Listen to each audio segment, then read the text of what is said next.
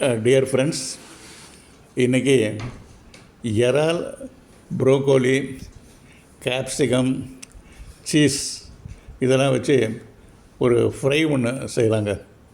இது ஒரு tasty side டிஷ்ஷுங்க. Parotta, chapati, dosa, idli, சாதத்துக்கும் போட்டு பசஞ்சிட்டாலும் அவ்வளோ டேஸ்ட்டாக இருக்குங்க.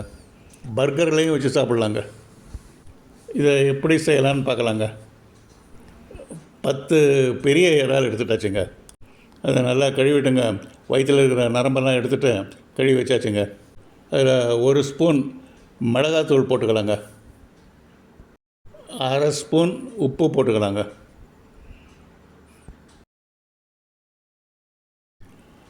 அரிசி மாவு 2 ஸ்பூன் சேர்த்துக்கலாங்க. கடலை மாவு 1 ஸ்பூன் சேர்த்துக்கலாங்க.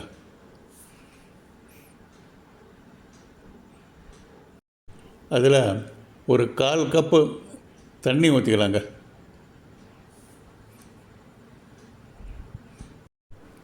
அதை நல்லா கலந்து விட்டுக்கலாங்க. அதில் இறால் முழுக்க நல்லா மசாலா பரவி இருக்கிற மாதிரி அதை கலந்து விட்டுக்கலாங்க. நல்லா அது ஒரு 1/4 மணி நேரம் அப்படியே கொஞ்ச நேரம் ஊற வச்சிடலாங்க. ஒரு வாணலி எடுத்து அடுப்பில் போட்டுக்கலாங்க. 1 கப்பு எண்ணெய் ஊற்றி எண்ணெய் நல்லா காஞ்ச உடனே நம்ம செய்து வச்ச மசாலா இறாவை அதில் போட்டு ஃப்ரை பண்ணி எடுத்துக்கலாங்க. இந்த பொன் கலர் வந்த உடனே அந்த இறாவெல்லாம் எடுத்து தனியாக எடுத்து வச்சுக்கலாங்க.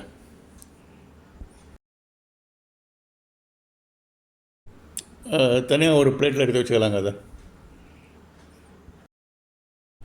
ஒரு ப்ரோக்கோலி ஒன்று எடுத்துக்கலாங்க. அதை கட் பண்ணி நல்லா கொஞ்சம் பெரிய பீஸாக இருக்கிற அளவுக்கு கட் பண்ணி வச்சுக்கலாங்க. அது ஒரு 3/4 கப்பு இருக்கிற அளவுக்கு வச்சுக்கலாங்க. அப்புறம் கேப்சிகம் எடுத்துக்கலாங்க. கேப்சிகம் எடுத்து அதையும் கட் பண்ணி கொஞ்சம் பெரிய பெரிய பீஸாக கட் பண்ணிக்கலாங்க. கட் பண்ணி அது ஒரு 1/2 கப்பு, பாதி கப்பு இருக்கிற மாதிரி எடுத்து வச்சுக்கலாங்க. அடுத்து 2 தக்காளி எடுத்து கட் பண்ணி வச்சுக்கலாங்க.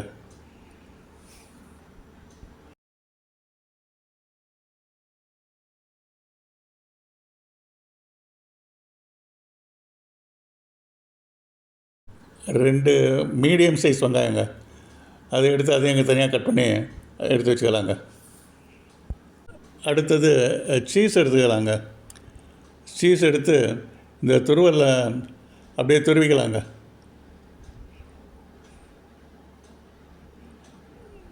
லேசாக அந்த துருவல்கள்லாம் எல்லாம் சேர்த்து வச்சு ஒரு 3/4 கப்பு வர அளவுக்கு சீஸ் எல்லாம் எடுத்து கட் பண்ணி வச்சுக்கலாங்க.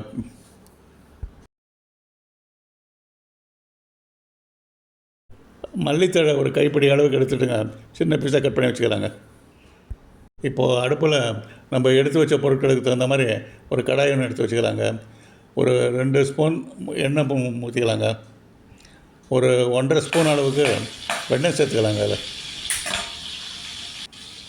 வெண்ணெய் நல்லா கரைஞ்சி நல்லா சூடான உடனே அதில் நம்ம கட் பண்ணி வச்ச வெங்காயத்தை போட்டுக்கலாங்க. போட்டு வதக்கிக்கலாங்க. அதுலேயே 3 பச்சை மிளகாய் குறுக்காக கட் பண்ணி அதையும் போட்டு சேர்த்து அதையும் வதக்கிக்கலாம். அடுத்தது நம்ம ப்ரோக்கோலி அதையும் சேர்த்துக்கலாங்க. ப்ரோக்கோலிலாம் முதலே சேர்த்துக்கலாம், ஏன்னா அது கொஞ்சம் வேகணும். அதெல்லாம்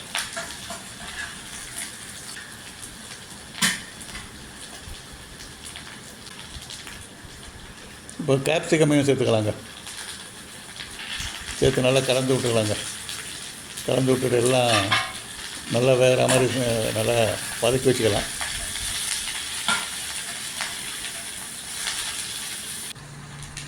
இப்போ தக்காளியை சேர்த்துக்கலாங்க. கலந்து விட்டுக்கலாம்.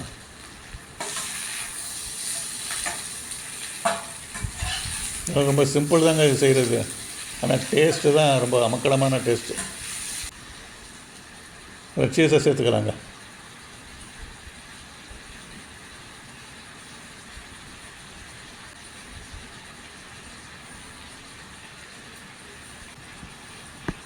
நல்லா கலந்து விட்டுக்கலாங்க எல்லாத்தையும்.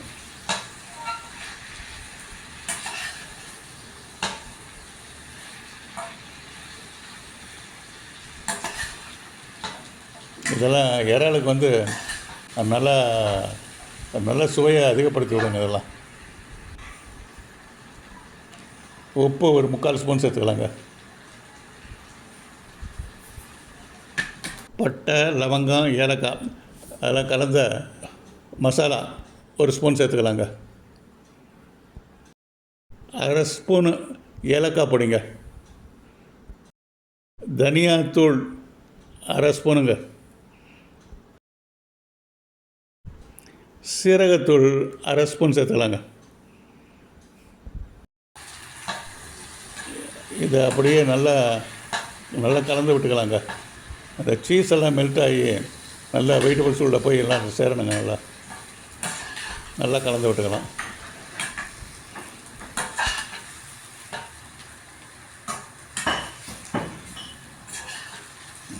கடாய் கொஞ்சம் ட்ரையாக இருக்குதுங்க. அடிப்பிடிக்காமல் இருக்கிறதுக்கு ஒரு 3/4 கப்பு தண்ணி சேர்த்துக்கலாங்க.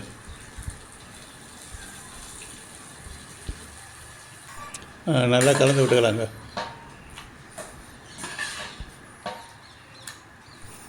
இந்த தண்ணியில் நல்லா வேகட்டுங்க. அது ஒரு 3 நிமிஷம் வேகட்டும். நல்லா நல்லா வெந்தப்புறம் கொஞ்சமாக எடுத்து அந்த கிரேவி எடுத்து டேஸ்ட் பண்ணி பார்க்கலாங்க. கொஞ்சமாக எல்லாமே கரெக்டாக இருக்குதுங்க. நெக்ஸ்ட்டு நம்ம மெயின் ஐட்டத்தை எடுத்துக்கலாங்க. அதை வறுத்து வச்ச இறாலை அதில் அப்படியே போட்டு கலந்து விட்டுக்கலாங்க.